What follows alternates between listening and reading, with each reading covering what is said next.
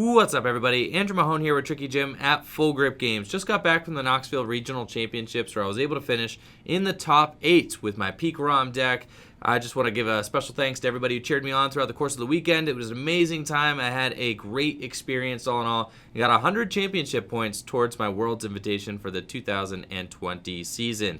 Natalie was also able to finish in day 2. She got top 64 with the same list. It was awesome getting to have both of us in day 2 at the same event. Absolutely incredible. We worked on the deck together along with Brady. Also got to do some testing with Matt Price leading up to the event. I'm really confident about the list. I love the Pikarom list that we were working with over the course of the last weekend, and I think that it is just a great deck all in all. Obviously, Pikarom and Mewtwo really asserted themselves as 2 of the best decks in our current standard formats, with 3 Pikarom finishing in the top 8 of the Knoxville Regional Championships and 2 Mewtwo and Mew decks with Danny Altavilla winning the whole thing. So today I'm just going to go over my tournament reports for this video, talk about the list a little bit, how we came up with this list. It is very similar to a lot of other Pikarom lists that had been floating around, similar to some of the lists that did well at Atlantic City, but there are a few clutch inclusions that we have in this particular version of the list that I really do like, most notably the 4th copy of Switch here, which I think is really good in Pikarom, and I wouldn't play it without it. But we're going to get into the tournament report, talk a little bit about the list, and just see how it ended up working throughout the course of the event. Going into the event, I was expecting a lot of Malamar and Gardevoir and Sylveon, so that's how we ended up on the Pachirisu here. It's got this attack over short, does 20 damage plus 40 more if the defending Pokemon has a tool card attached to it, and you get to discard the tool card if there is a tool card before doing damage, and then they're automatically paralyzed. My thought was that this would be really good against both Malamar decks and Gardevoir and Sylveon decks. Gardevoir and Sylveon are running those fairy charms, the lightning fairy charms, which make it very hard for our deck to do any damage against them. So the Pachirisu is really good for disrupting and removing the tools against Gardevoir, and it's also really good against Malamar because you can just use Electro Power, boost the damage output, and take the spell tags off of Giratinas, as well as things like Mimikyu and Mew, and remove the spell tag before actually taking the knockout, which makes it so that you just have one more out to fighting those annoying spell tags in that matchup. Another great card in the deck that's maybe not in every single Pikarom deck right now is Zapdos. I really loved Zapdos and the versatility of this card throughout the weekend. I only played against one Malamar deck. It was my buddy Adler in day 2. But in my series against Adler, both Hoopa and Zapdos were absolute all-stars in that matchup. We were able to get Zapdos out early to take quick knockouts on Jirachi, then transition into Hoopa. I was always able to get my Lysander Labs to turn off the spell tags to make sure that Hoopa always got to trade 2 for 1 against Giratinas, which was great. And then Pachirisu did almost nothing. But at the end of my game against Adler in day 2, game 3, he did put us in a situation where if I had hit into his Mimikyu that he had just attacked with, I would have taken spell tag damage and we would have ended up tying. Fortunately, I was able to take that knockout with Pachirisu instead. We didn't take the spell tag damage, and I ended up winning the series there. So we played the Pachirisu to help with Malamar and Guardy. I played Zapdos to help with Malamar, and played Hoopa to help with Malamar. I was very afraid of seeing a lot of Malamar at the League Cup leading up to this event. I had played against and lost to multiple Malamar decks, so I knew that I had to rethink my strategy against Malamar, and I did come up with a couple of key strategies to use against Malamar. I mean, going early with Zapdos, transitioning into Hoopa was very strong. Not putting your GXs down on the field if you can all help it. You really want to lean heavily on Zapdos and Hoopa in the early game. Then sometimes you can go in with Plasma Fists if you want to, and then finish things off with like a big Pikarom at the very end of the game using Tapu Koko to get that last-ditch energy onto your Pikarom so that he can kind of sweep up at the end. Another cool thing you could do is actually attack with Dedenne-GX. This is a strategy I used against Adler. I think, yes, I did use this strategy against Adler. I think I did get punished for it, though, because he ended up using a Shrine of Punishment to take a knockout. But it is a very good strategy using Static Shock to take knockouts, and then you can actually Tingly return GX and use that as your GX attack. Static Shock does get there with enough electro powers to take knockouts on things like Jirachi and also Mew. It's good for knocking out Mew, and can all around just be a nice versatile attacker. It's only worth 2 prizes. You really just want to slow the game down. But the real cool play is use Static Shock, take a hit from Giratina, and then Tingly return GX to clear the damage off of the Dedenne. You're basically using a max potion, completely healing the Dedenne of damage and making it so the Malamar misses another attack. That play is not easy to pull off against Malamar, but it is a strategy that you can use since you're almost never going to be using Tag Bolt GX, since most Malamar lists are playing 2 copies of Mew now. So I was really focused in on my Malamar matchup since I've been losing to that deck at Cups. I only played against 1 Malamar at the regionals. Like I said, we were able to win that. And then I was also worried about Gardevoir and Sylveon, which is why we got the 2 Last Hitter Labs and the Pachirisu. My buddy Matt Price played Gardevoir and Sylveon, and I got to test a bunch versus him, and I was comfortable enough with the matchup. It's close. It felt like 50-50. So I think that going into the regionals, I was fine with the 50-50 matchup against Gardevoir and Sylveon. What's funny is actually my buddy Owen came up to me in day 2, was like, all right, what matchup do you want to see? And I was like, to be honest, I feel like this deck has 50-50s or like close to 50-50s versus almost everything. There's no matchup that I love to see, though there were a lot of decks that I did go very favorable against at the regionals. It just doesn't feel like any of Pikarom's favorable matchups are super favorable. They're maybe just barely slightly favorable, depending on how you draw and how you play. So it doesn't feel like it has any blowout matchups. But that being said, it is a very consistent deck, and it was an absolutely amazing tournament deck. 4 copies of Switch was a decision that we decided to make because I just think that when you're playing a Jirachi deck, you really want 4 copies of Switch to be able to use Stellar Wish to the best of your ability.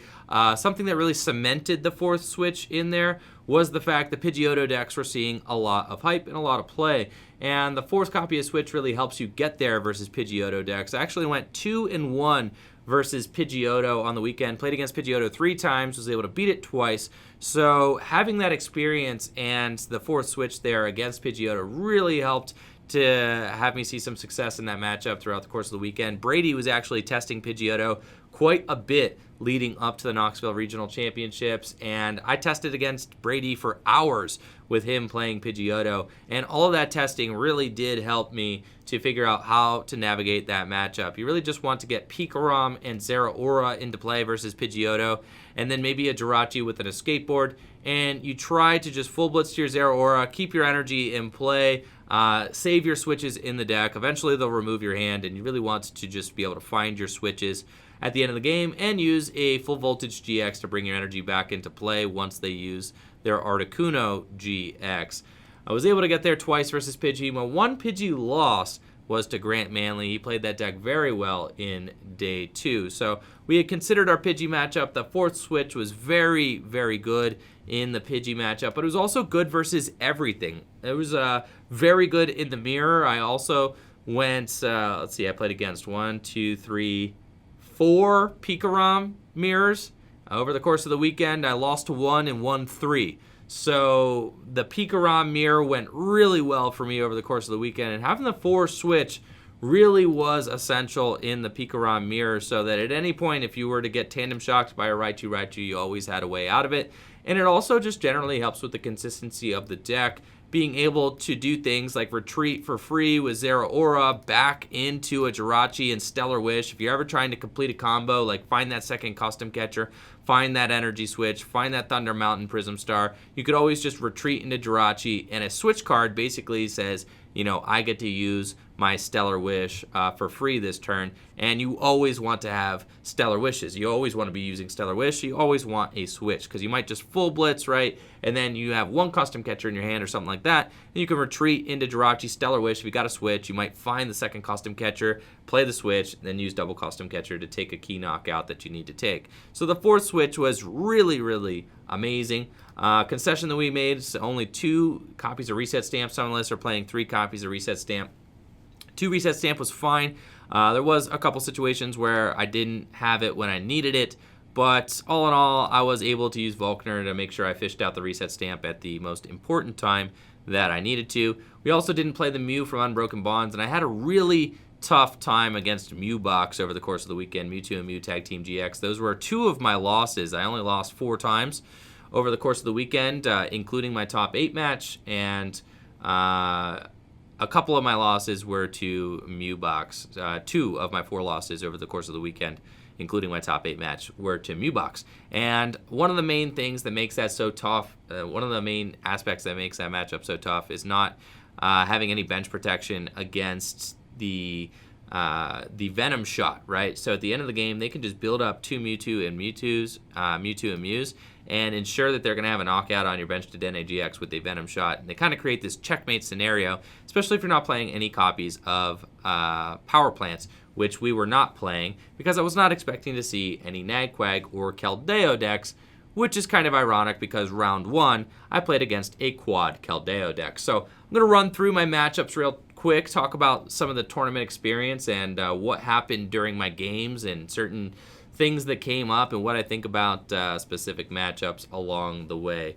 Day 1, I finished with a record of 7-2. It was an amazing record for day 1. I was really stoked about that. Finished 16th place, I believe, out of the 800 Masters in the day 1 competition. So that qualified me for day 2. Natalie also finished with a record of 6-2-1. Going into day 2, she had to fight her way back from a 4-2-1 record and win out to make day 2, so that was awesome. She was able to win her last 2 matches. She played against a Fossil deck. She says she played against 2 Fossil decks over the course of the weekend, which was really rough for her. The Fossil Aerodactyl deck is not a good matchup for Pikarom, so she was able to make day 2 despite playing against 2 of those. Apparently, I still got a notification going live there. That's my Whoop notification from Twitch, which is apparently going off. So great, thank you to whoever that was. So going into the tournament, finished with a day 1 record of 7-2. Round 1, played against Quad Keldeo, and I'm just sitting there. It's like 9 a.m. I'm miserable. My opponent puts out 3 Keldeo GX on their field, and also a Wobbuffet, and I'm like freaking out because I'm not playing a power plant. I was thinking if I play against Nagquag or something, I could probably get there with Hoopa and Zapdos, and then maybe eventually attack with Tapu Koko. But my opponent just benches all these Keldeos, attaches some some water energy to their active Keldeo, and then puts the Wobbuffet down, meaning that I can't even attack with Tapu Koko. So game 1.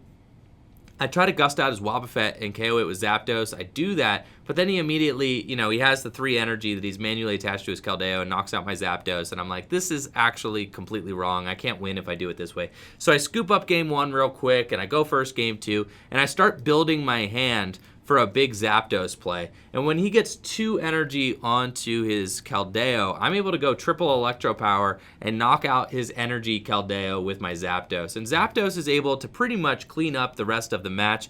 He eventually gets out an Alolan Ninetales, but I'm able to knock out the Alolan Ninetales, the one with Luminous Barrier, with my Zapdos as well. And he scoops game 2. We go to game 3, and he starts a Keldeo and uses Steven's Resolve, and I'm able to get a quick triple Electro Power knockout with Zapdos to take the 1-hit KO on his only Pokemon, and I bench him. So we barely skirt away with it round 1 against Quad Keldeo. Super nerve-wracking start to the tournament because I didn't really have a valid answer to the Quad Keldeo deck, which is definitely not a meta deck, and I was not expecting it. Game 2 of day 1, I play against a Mewbox deck, and unfortunately my opponent starts the game with a 59-card deck.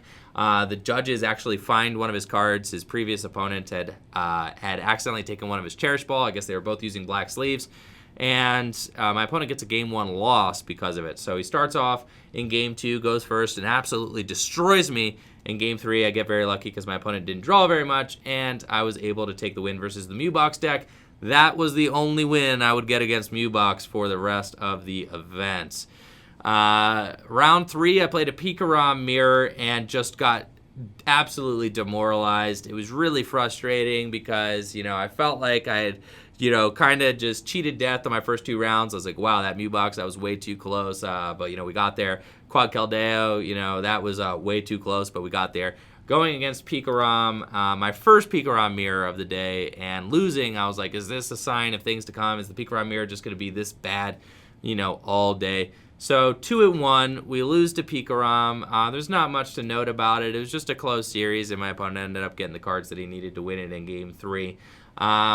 But we move on and play against Pidgey next round, and I was able to win against Pidgey, which was really exciting. My opponent couldn't find their Chip Ice Axe on the turn that they completely removed my hand, and they removed my energy as well, and I was able to top deck Switch to get out of it because they were not able to find their Chip Ice Axe on the turn that they used Cold Crush GX, and I only had a couple prizes remaining. So I top deck Switch and was able to switch into my attacker and take the knockout on their Articuno GX, and that was pretty much game there. Both of his Chip Ice Axes were in the deck, just wasn't able to find it. Worth noting that this was a Pidgey deck that was not running Jirachi. Now, I played against 3 Pidgey decks on the weekend. 2 of them were not running Jirachi, and I was able to take wins versus both of those.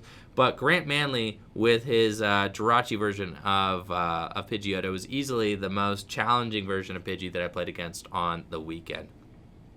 Round 5, I played against Jesse Parker. If you watch the league tournaments, you may have seen Jesse Parker. Loves Turbo Reshizard. He's a local player here from Northeast Ohio, and he was playing Turbo Reshi. So unfortunate that we have to play against a friend, but also some good matches. They were really close. He was able to use Mew. He played a Mew from Unbroken Bonds, and he would go in and was attacking with the Mew early on to try and set up damage on my Pikarom, putting it to 230 health remaining so that he could Flare Strike my Pikaroms. But I was able to energy switch off the damaged Pikaroms and go into fresh ones to full blitz every time, which is crazy. And since I was knocking out his Mew early, he went for this strategy twice. I was able to finish off the game with big Tag Bolt GXs later on. So Tag Bolt ended up winning me both of my games against Turbo Reshizard and was an absolute all-star there.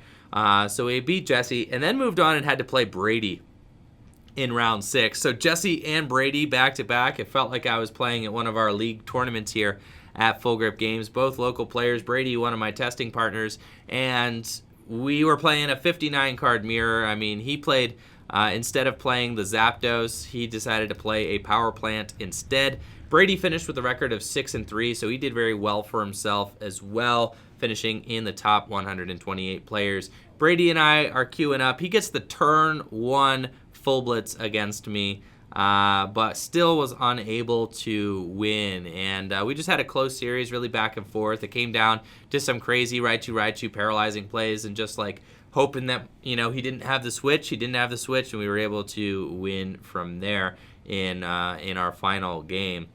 Then I played another Pikarom mirror, so I'm really excited to have gotten a win against a Pikarom mirror. Playing against another Pikarom mirror comes down to the wire again, coming down to crazy Raichu and Alolan Raichu plays where we just have to hope that the other person doesn't have the switch card. The 4th switch gets me out of a clutch paralysis and in game 3, and I'm able to set up the game for win. But as it's about to go to time, my opponent is not going to be able to win game 3. He goes and it's going into the final 3 turns. He paralyzes one of my guys with his Raichu.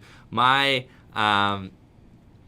4th switch is down. I had just used it to make sure that I asserted that I was like definitely in the lead this game, but we hadn't made it a previous agreement or anything like that. So it was going to go down to a tie if I couldn't find my way out of the game. I actually got stuck because I had an escape board that I could attach to my Raichu, but that wasn't going to be able to break my paralysis because Lysander Labs was stuck there.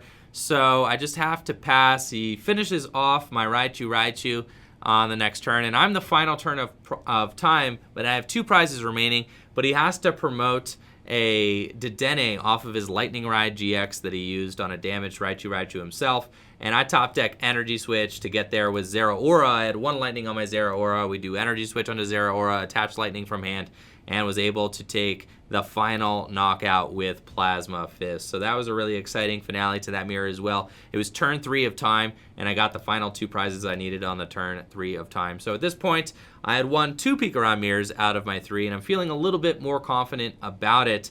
At this point, I'm also 6-1, so I'm feeling like really confident now. Losing round 3 was a little bit earlier than I wanted to take a first loss, but 6-1. Feeling ecstatic. I'm guaranteed points at this point. I'm guaranteed, almost guaranteed day 2 unless I win out. So we're hoping that we could just scoop up one more win. Round 8, I play against Green's Reshizard, and this actually ends up being a great matchup for us. We're able to get the quick donk on a lone Reshizard game 1. We just go triple Electro Power Tag Bolt for knockout, and he's not able to draw into anything else.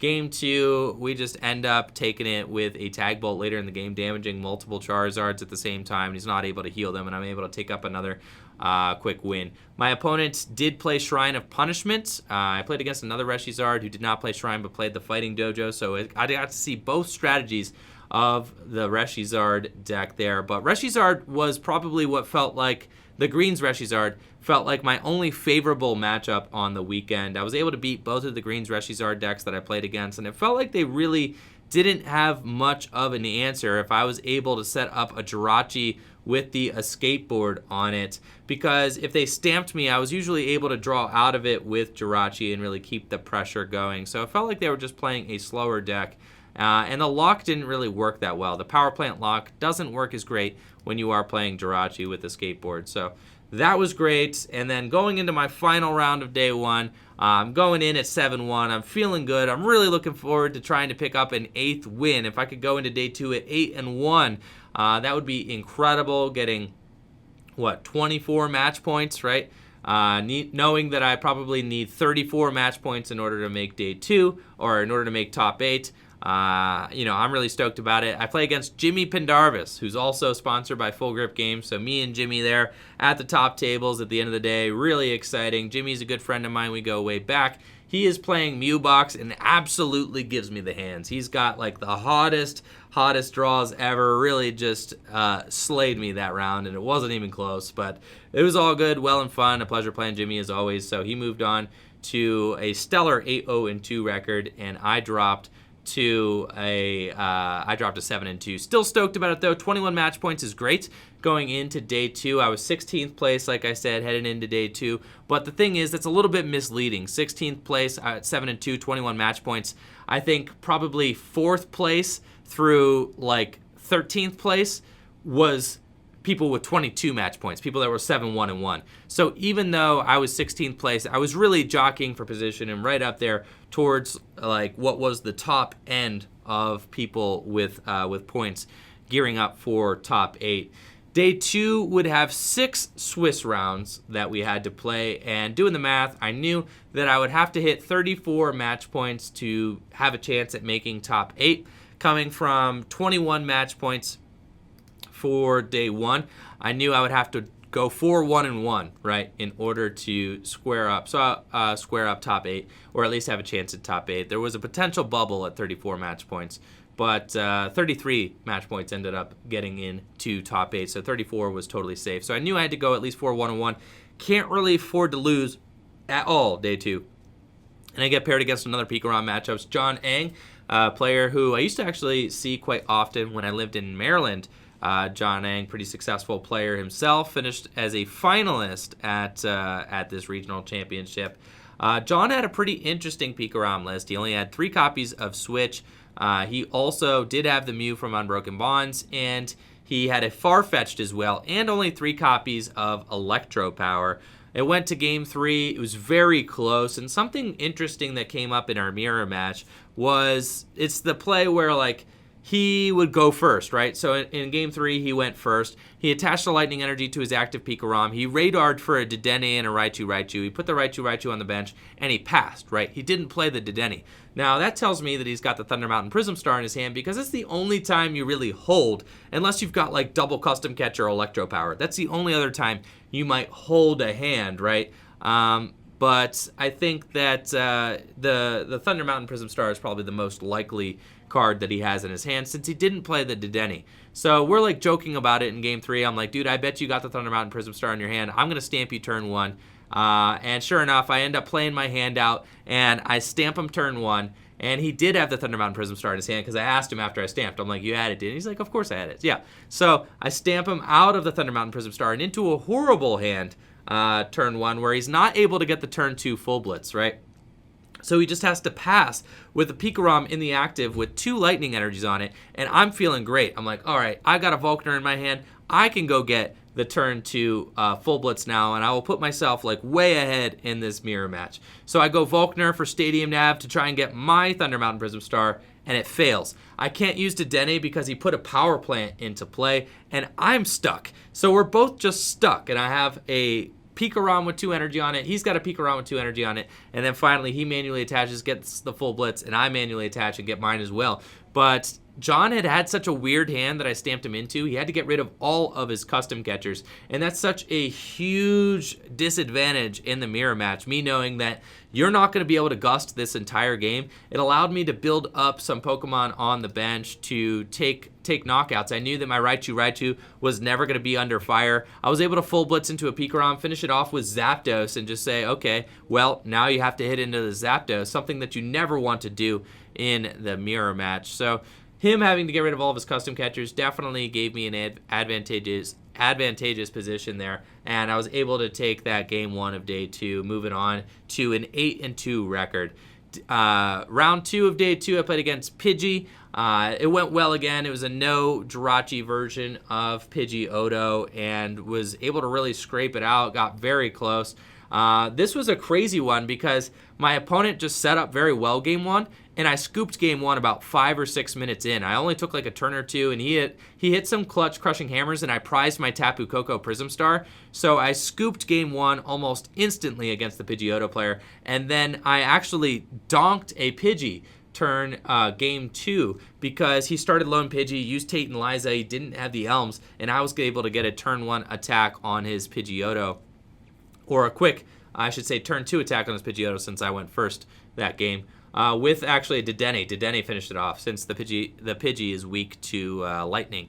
So we finished that game really quick, and then we actually had time for a game 3, which I was able to narrowly get away with, and we escaped with the win versus another Pidgey deck. So at this point, I'm 2-0 versus Pidgey, feeling really excited about it because, I mean, I had put in a ton of hours testing against this deck with Brady, and there's a lot of Pidgey in day 2. So I'm like, okay, this is like looking good. I'm fine. I'm comfortable with the matchup. Then I play against Grant Manley, and Grant Manley has got this insane, filthy, busted Pidgey deck.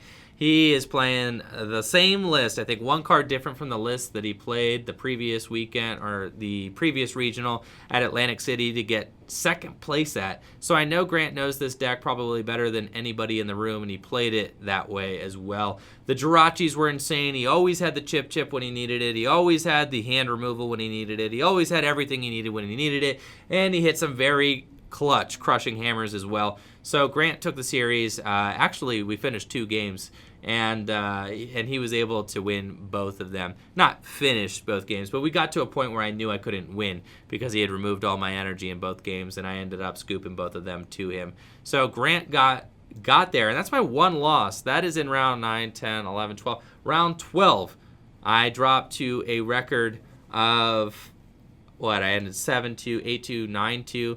So I go to a record of 9-3, and I know I need to win out at this point because I can't afford any more losses. And I get paired against a friend of mine and local player from the Columbus area, Adler Pierce. He's playing Malamar. This is the first Malamar that I've seen all weekend. I was nervous about the Malamar matchup going into the event, and Adler just like absolutely wrecks me game 1. I mean, he gets set up perfectly. I have like Pikarom out. It's just ugly. It's not what I want. I have to actually scoop game 1 within like 5 or 10 minutes because I could just tell it's not going the way we need it to go. And I decided to go first game 2 because he went first game 1 and really set up and got the jump on me with a nice turn 2 attack. We go first game 2. I get Hoopa and Zapdos, and everything goes right. He prizes a couple spell tags, and we were able to just wipe the game clean. Game 3 goes to time. We're at the final turn of time, and he is 10 damage short of winning the game on my bench Dedenne. I'm able to do the same strategy. We use Zapdos and Hoopa, and we're able to put pressure forward with that. We have a Pikarom at the very end of the game who has got 200 damage on it, and I have 1 prize left to take, but my Pikarom has 200 damage on it, and he had just attacked it with a Mimikyu with a spell tag on it. So if I take the knockout, he is able to game along with me. We both take game because he uses Spell Tag to knock out my Pikarom, and I knock out his Mimikyu. So I have to get around the Spell Tag. I do have one Lysander Lapse left in my deck, and I'm about to Dedenne for it. But then I realize I've got Patchy in my hand, and there are 2 copies of Electro Power left in my deck, so I benched the Patchy, put a Lightning Energy on it, did a change, and did 2 copies of Electro Power,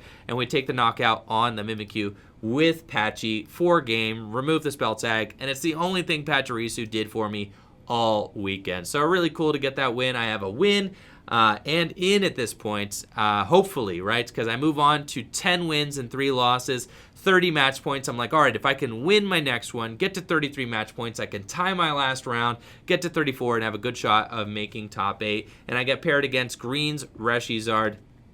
It was, again, a pretty good matchup. My opponent did take a scary one-hit knockout on my Raichu at one point with the fighting dojo, the fighting energy. Like, as soon as I took a knockout on something, they had the combo to take a big knockout on my Raichu. But we were able to get there with a well-timed reset stamp and a big triple Electro Power Tag Bolt knockout anyways. So a great matchup there. We 2-0'd it. It felt really confident. I felt really strong against Green's Reshizard all weekend. Moving on to 33 match points. I start doing the math. I'm talking to Riley. Riley's really helping things out. Natalie's helping us out with trying to figure out the math to try and see if I can actually ID my last round. We figure out after all the dust settles that Danny and I are absolutely going to get paired. Danny Altavilla, who ended up winning the whole event. And Danny and I talk about it before the match comes up, and we're like, hey, if we get paired, do you want to tie? 34 match points should be safe. Sure enough, it was safe. Danny and I both were able to ID our last round and move on to top 8, where ironically enough, we ended up playing. So all around, really exciting event. I played against Danny in top 8, and I opened a dead hand, literally a supporterless, drawless, Dedenne-less hand in game 1, going second. He won the coin flip too. Absolutely devastating. We scoop it up. I win game 2, but game 3 I prize Tapu Koko, and he gets turn 1 welder, turn 2 welder, absolute gas, and just puts a checkmate board position into play where I can't do anything about it. So he wins game 3 and moves on to win the entire event. Top 8, like I said, saw 3 Pikarom decks, 2 Pidgeotto decks, a Blacephalon deck, and 2 Mewbox decks, with Azul and Danny both playing Mewbox. Very similar list to the list that Azul played at Atlantic City, except they took out the 4th Pokegear for the 4th Acro Bike. That deck was drawing hot as blazes all weekend. A couple of cool things from the event. You might have seen that a local player and friend John Mustawi did finish in the top 16 with a Lucario and Melmetal deck. Pretty rogue Lucario Melmetal deck, which was super interesting. Crazy to see him play that deck over the course of the weekend. Apparently had a pretty good Mewtwo matchup and was able to beat Reshizard decks with it as well. Metal Frying Pan, apparently a very good card. So nobody saw that coming. He did excellent. And then another player was able to finish in the top 16 with a Baby Blacephalon Pidgeotto deck. I saw this dude up at the top tables all weekend just killing it with this Baby Blacephalon deck. So a couple of cool, neat decks coming out of the woodwork. There was definitely more Pidgeotto than I expected. There was less Malamar and less Guardy and Sylveon than I expected. I think that this list is perfect. If I could make one change, I would sub out the Pachirisu, I think, for a Mew from Unbroken Bonds. And other than that, I absolutely love the list. And at that point, then we're just one card off the top 8 list from Atlantic City, just the reset stamp for the 4th Switch. But I talked to John Ang and Justin Bakari, who both finished in the top 8 as well, with Pikarom, Justin Bakari top 4, and John Ang, the finalist who played against Danny Altavilla. And we all agreed that 4 Switch is absolutely optimal in Pikarom. Justin Bakari really loved the 4 Switch that he played throughout the course of the weekend, and John Ang said he really missed the 4th Switch throughout the course of the weekend. So all in all, I think this list is about as solid as it gets for Pikarom heading into the future metagame there. I just might put in a Mew from Unbroken Bonds to help against that annoying Venom shot from the Mewtwo and Mew Tag Team GX decks. And that about does it for the tournament report. Major props to Natalie as well for finishing in the top 64. She did a great job. Unfortunately, hit a couple of fossil decks and things got super weird there in day 2, but she had a great experience as well. Major props to Natalie Brady and Matt Price for testing with me heading into the event. Going to be going to the Richmond, Virginia Regional Championships up next. It's going to be expanded format, so I'm stoked about that. We're going to have Cosmic Eclipse pre-orders available on FullGripGames.com soon, so make sure to check back on FullGripGames.com this week for Cosmic Eclipse pre-orders. You can follow me on Twitter for updates as to when those go live at EnjoyFriend on Twitter, ENJOI Friend. If you haven't already, make sure to check out my Twitch stream, twitch.tv/TrickyJim, where I live stream Pokemon trading card game content every single weekday. Thank you guys all so much for watching the video. Make sure to like the video, sub the channel, ring that bell. Check me out on Twitch, like I said. Check out FullGripGames.com. We got Cosmic Eclipse pre-orders going live soon, so make sure to stay tuned for that. Thank you all for watching. Peace.